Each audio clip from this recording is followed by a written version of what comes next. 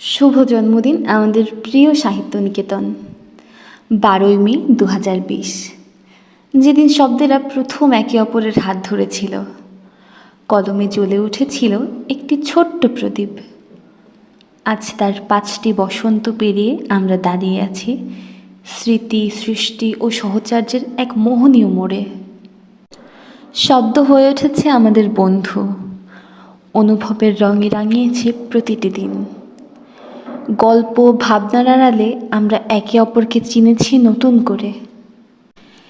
এই গ্রুপ শুধু একটি লেখালেখির জায়গা নয়, এ আমাদের আত্মার আশ্রয়, অন্তরের আলাপন।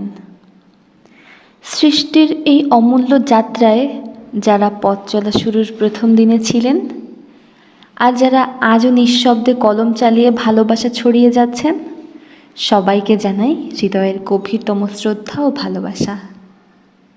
চলুন আমরা আরও শব্দ গড়ি, স্বপ্ন লিখি। সাহিত্যের এই পথে আগামী দিনগুলো হোক আরও উজ্জ্বল, আরও হৃদয় ছোঁয়া। শুভ পঞ্চম বর্ষপূর্তি। বিশব্দের গল্প,